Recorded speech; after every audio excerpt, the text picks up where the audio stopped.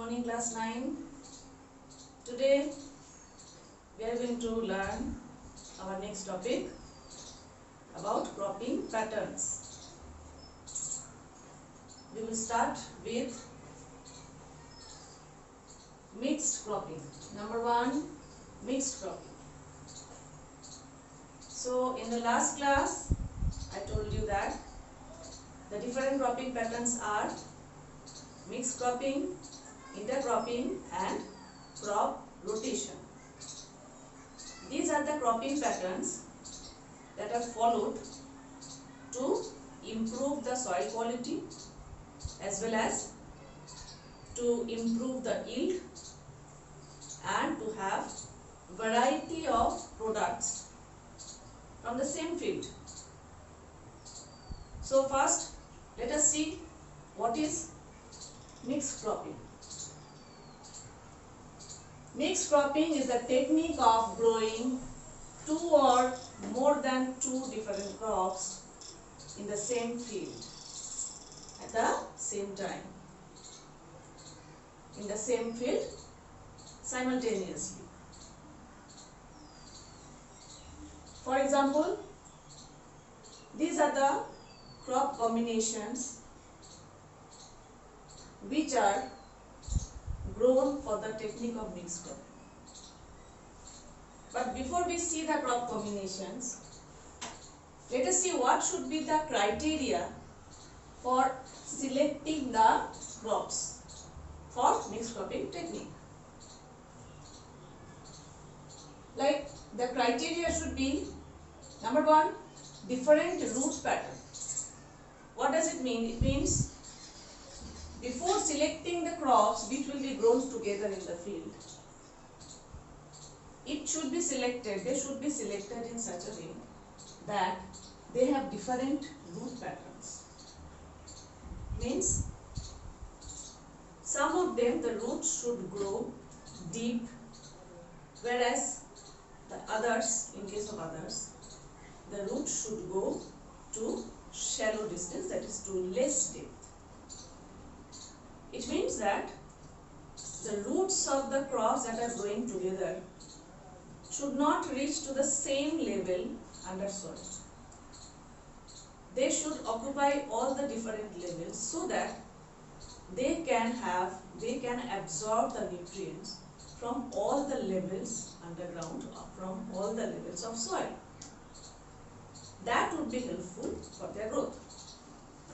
Next criteria should be different maturity duration. It is because in case of mixed cropping, we grow different crops like cereals, pulses, vegetables, right? So food grains and vegetables together. But during harvesting, they are harvested separately. Cereals and pulses also, they are harvested separately, and harvesting and threshing separately, it is not that easy task. So the harvesting time should be different. Therefore, we will select the crops in such a way that their maturity durations are different. Next criteria, the water requirement or need of water and the nutrient requirement should also be different for the different crops. So these are some of the criteria which should be followed before selecting the crops in combination. Following this criteria would help to increase the efficiency of the process, we should say. Let us see what are the crop combinations. Commonly, wheat and gram or mustard grown together. Then groundnut and sunflower. Cotton, which is a fiber crop, may be grown with mung bean, which is a pulse. Maize, which is a food grain, may be grown with urad bean, that's also food grain. So cereals and pulse can be grown together. So here you can see cereal, pulses or oil seed can be grown together. Fiber crop and food grain can also be grown together, depending the factor that the soil quality should be same for this combination of crops. But these criteria should also be followed. Then only the process would be successful. Now let us see what are the advantages and disadvantages of this farming technique. Advantages, under advantages we can say that there is no risk of complete crop failure. It is because we are growing two or more than two different crops together. So there is very less chance of complete failure of the crop or product from that field. Number two, we can have variety of products from the same field, right? Like oilseed, food grain, cereals, pulses, isn't it?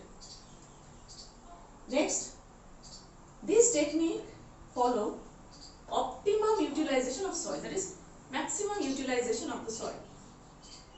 The soil, the part of the soil is utilized completely because we are growing the crops in a mixed way. And also there is reduced chance of pest and disease infestation, that is infection in the field. It is because pests, which are the harmful organisms which destroy the crop in the field and in the storage, their food requirements are different. Therefore, if the crops are grown in a mixed pattern in the field, that reduces the chance of spread for the single pest or spread of any particular disease. Okay, I guess the concept is clear to you. What do I mean by reduced pest and disease infestation in the field?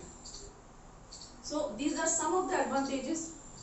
There are also advantages like it increases the soil fertility.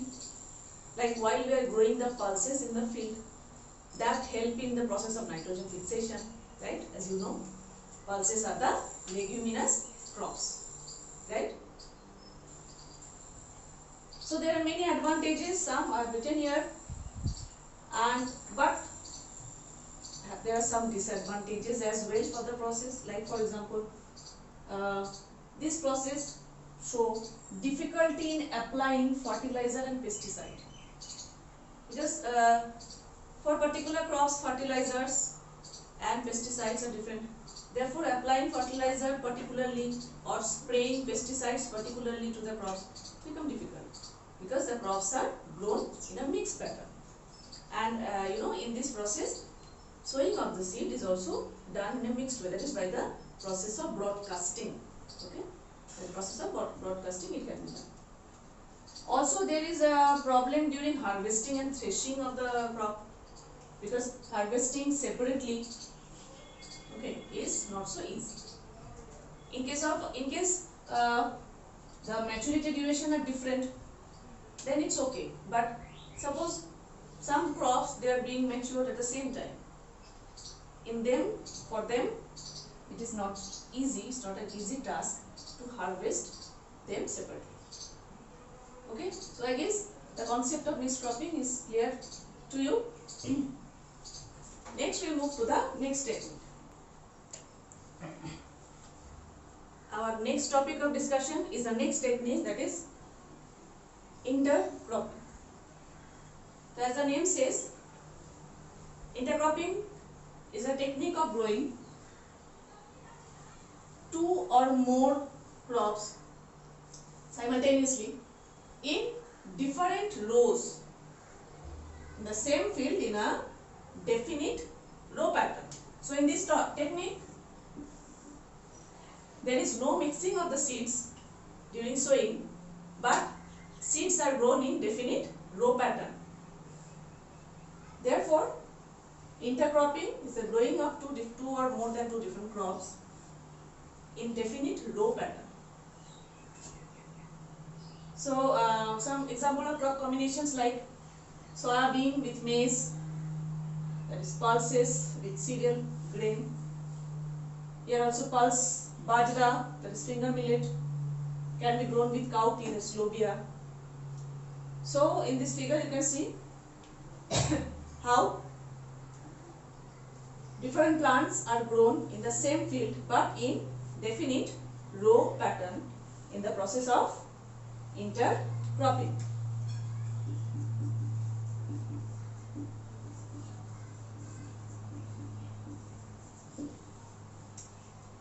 So here also the criteria are almost similar with mixed cropping, that is how the crops can be selected.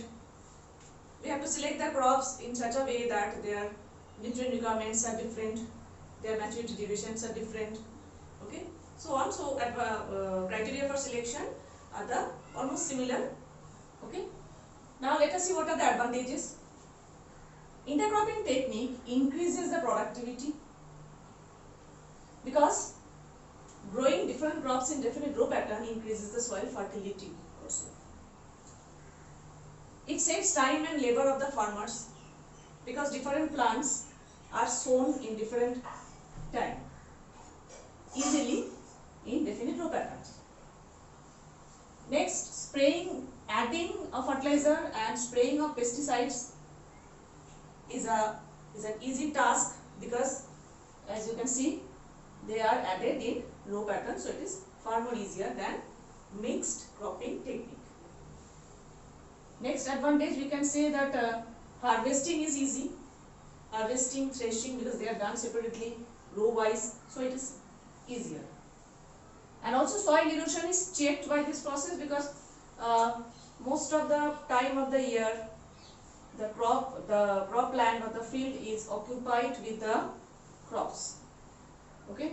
Therefore most of the spaces are occupied, so there is very less chance of soil erosion in that field. Now we will move to the next technique. In the third technique of cropping pattern, that is crop rotation.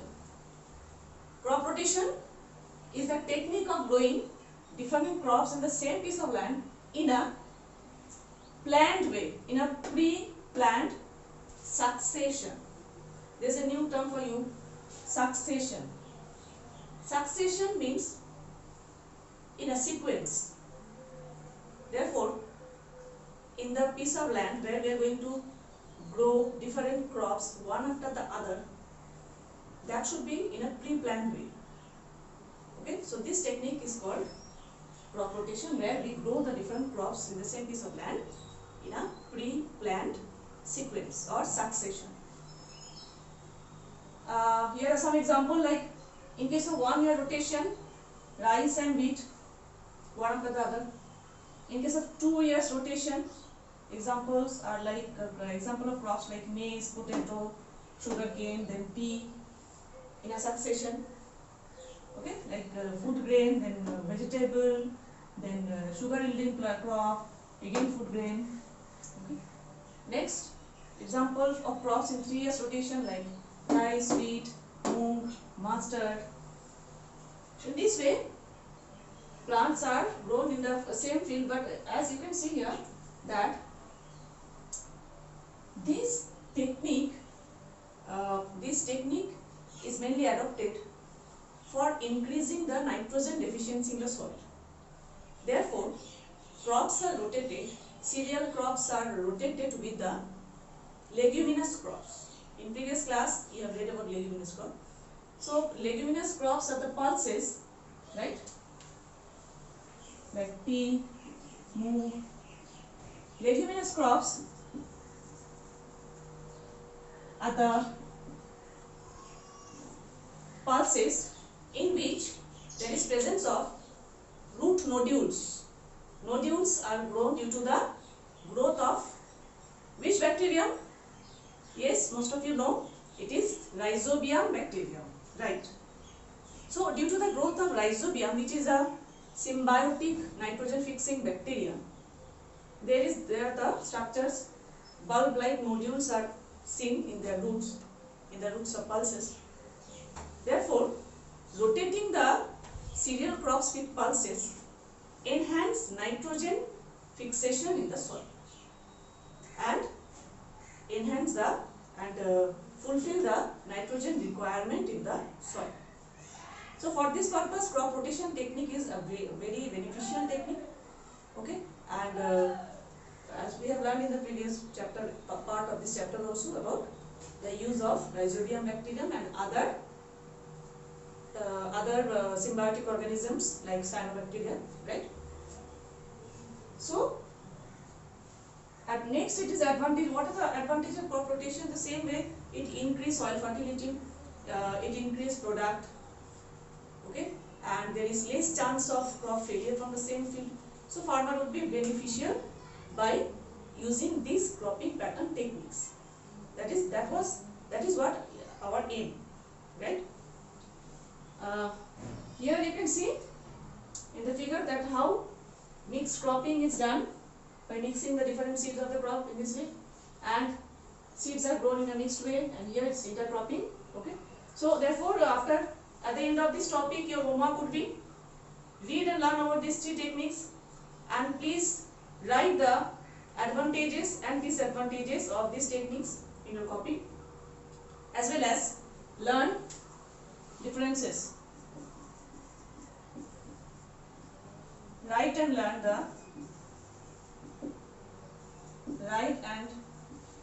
the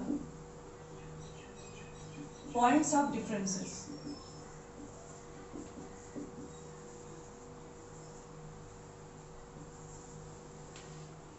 of these techniques. That is how you can compare these techniques along with advantages, disadvantages, and the process of the technique. Okay, that's all for today. Thank you very much. See you in the next class.